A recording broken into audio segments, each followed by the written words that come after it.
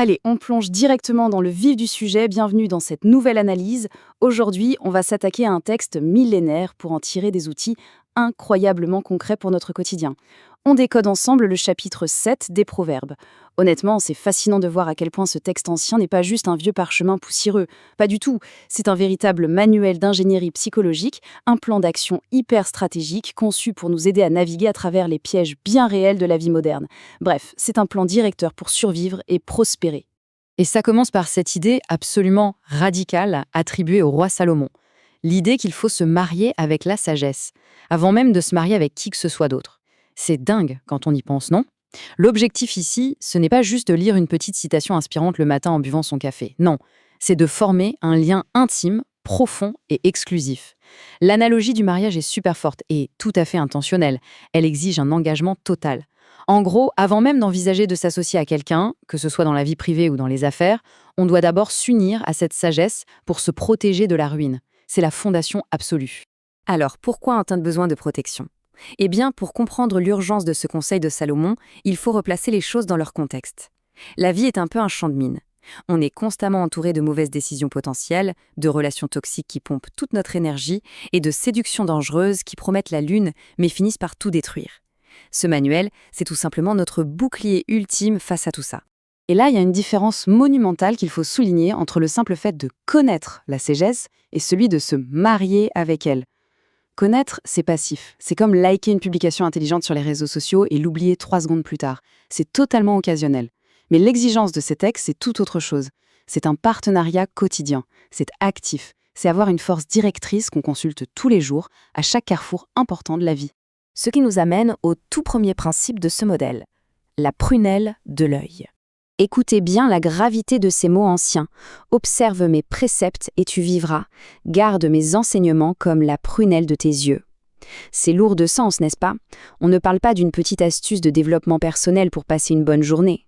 C'est une question de survie pure et simple. Le lien entre garder cet enseignement et la vie elle-même est posé de façon catégorique. Et cette métaphore de la prunelle de l'œil est juste brillante.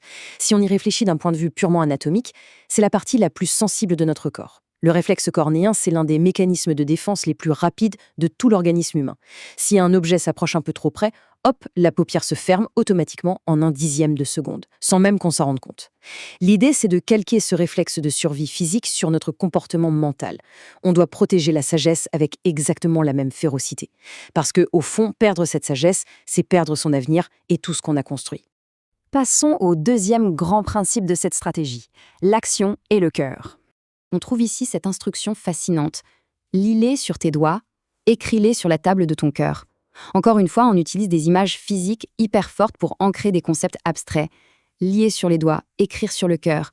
C'est précisément ce qui prépare le terrain pour une application ultra moderne qu'on va voir tout de suite.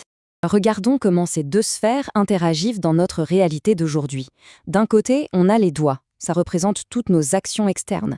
Ce sont nos mains qui vont signer un contrat important, taper un email décisif ou serrer la main d'un nouveau partenaire. La sagesse doit absolument guider chaque choix visible. De l'autre côté, on a le cœur qui représente notre identité interne.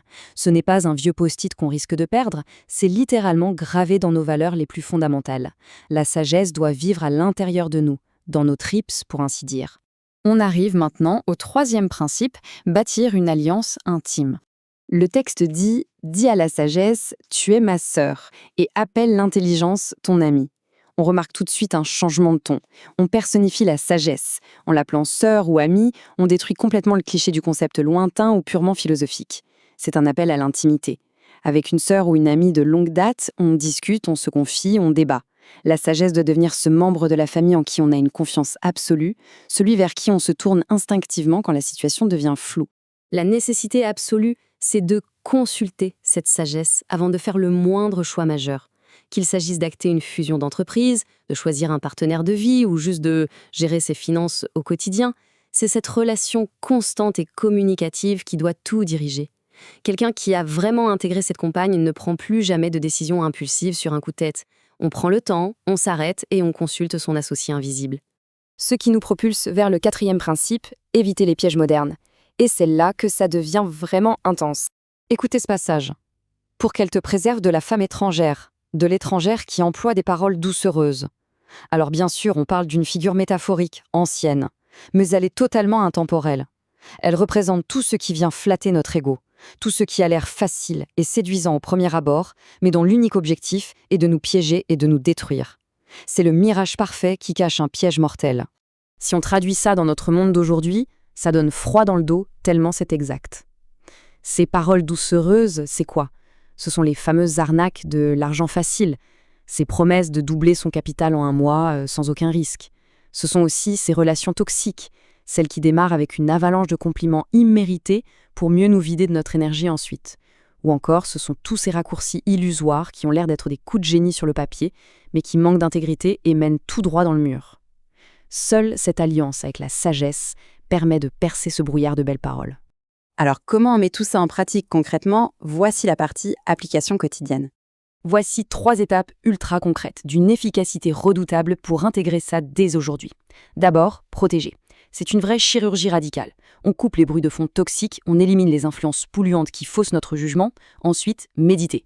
Ça, c'est l'entraînement quotidien. Lire, apprendre, réfléchir en profondeur pour que la sagesse s'imprime littéralement sur notre cœur. Et enfin, consulter. La règle d'or. Avant la moindre poignée de main, avant d'accepter une offre ou de s'engager émotionnellement, on met tout sur pause pour chercher l'approbation de cette compagne intime. Pour terminer cette analyse, voici une pensée qu'on devrait tous laisser résonner un instant. Face à ce modèle de protection qui a traversé les millénaires, quand on regarde l'horizon de nos propres choix immédiats, quelle décision majeure en suspens là, tout de suite, exige impérativement de conseils éclairés de la sagesse aujourd'hui?